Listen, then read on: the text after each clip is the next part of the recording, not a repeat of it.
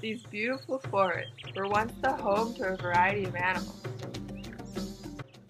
However, their habitats were destroyed and some are branded endangered. This is mainly due to habitat destruction caused by humans.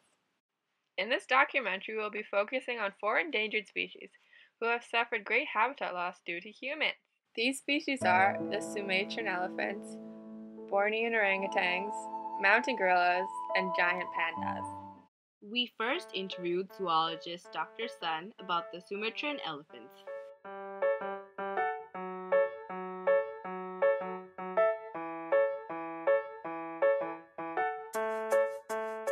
The Sumatran elephant's habitat lies within western Indonesia. These elephants are relatively calm and peaceful animals, but when they feel threatened, they become aggressive, as many animals naturally would. However, the males do tend to be more aggressive, especially when they get heated. Female Sumatran elephants act like a big group of mothers, and their main purpose is to protect the young. Male Sumatran elephants leave the family herd once they reach sexual maturity, and they usually form little bachelor groups or just go off on their own. Out of all the species of Asian elephants, Sumatran elephants are the most threatened due to several reasons, including habitat loss.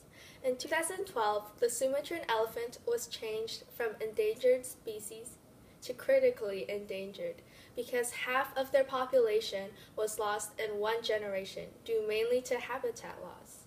85% of their habitat is unprotected and is likely going to be converted for agriculture. Palm oil plantations are a big form of agriculture that is causing the endangerment of Sumatran elephants. Next, we interviewed park naturalist Vanessa Alexander about the Bornean orangutans.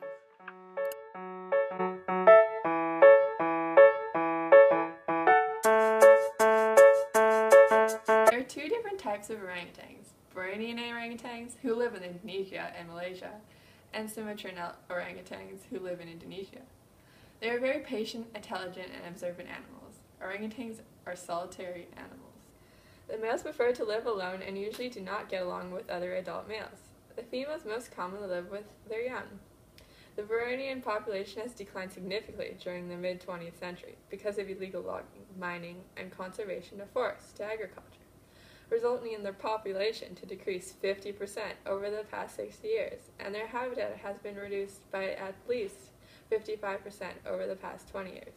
The Bornean orangutans are now living in Kalimantan, where a majority of the wildlife population is located, which is outside of the protected areas. These forests, both protected and underprotected, are being converted for agriculture. The protected forests are underfunded and understaffed, which has allowed cultivators to expand. Therefore, palm oil companies and logging allowances have encroached the parks. Then we interviewed gorilla specialist Dr. Pabasari Labiratna.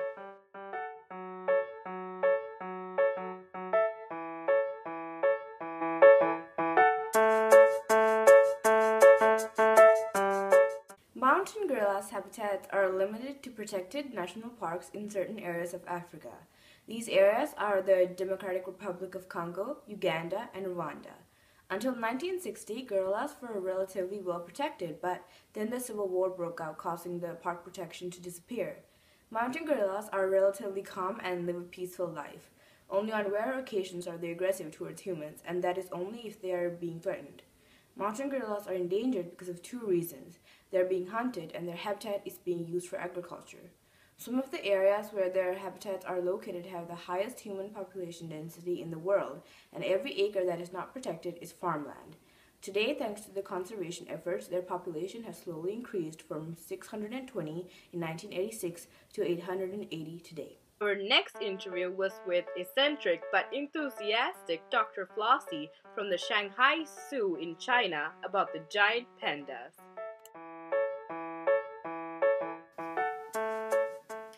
The panda is generally loved worldwide and are considered a national treasure in China. Plus, they have few natural predators. However, they are endangered because of humans. Pandas mainly live in bamboo forests, high in the mountains of western China.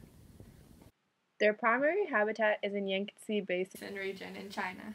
Yangtze Basin region is the geographical and economic heart of China, where roads and railroads are rapidly fragmenting in the forest, which in turn separates panda population. Forest destruction has decreased the amount of bamboo, which pandas basically only depend on as their main food source. Pandas play a key role in the bamboo forest by spreading seeds throughout the forest, helping the vegetation. Even though the Chinese government secured more than 50 panda reserves, only about 61% of China's pandas are protected by these reserves. In 2004, the wild panda population was around 1,600, but since then their population is steadily growing, mainly thanks to the Chinese government, who have created more reserves for the pandas. We went to interview a vice president of an uncertified palm oil plantation, which we cannot give the name of, and she wasn't aware that we were coming.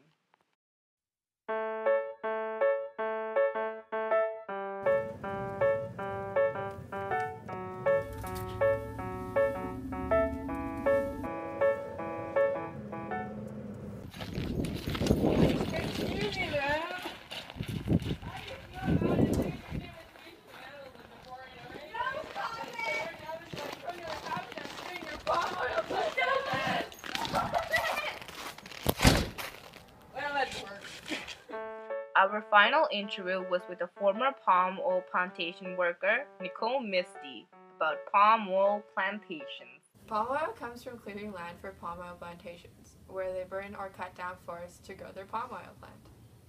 From burning the forest, it also causes air pollution. This is majorly found in Indonesia and Malaysia.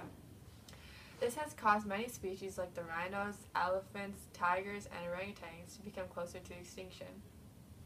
Palm oil is a major production that has increasingly become part of the economy in regions where it is grown, which is helping people out of poverty. We must put end to palm oil, right? Wrong.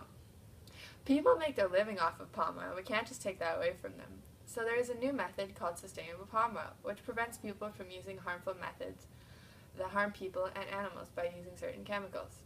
This will help protection against the environment and less usage of chemicals, and these farming methods increase their profits, and they don't have to expand their plantations. The RSPO certificate helps, but only if consumers support it. This is already starting to happen. 15% of the world's palm oil production was certified as sustainable in 2013, and had increased from 2011 by 10%. There is a solution, and it involves consumers, so buy sustainable palm oil. We can help these animals by improving the effectiveness of protected areas, increasing support for conservation of these animals among both local and international communities, buying sustainable and certified forest products like palm oil, donating to organizations that contribute towards the protection of these animals' habitats, and most importantly, spreading the word.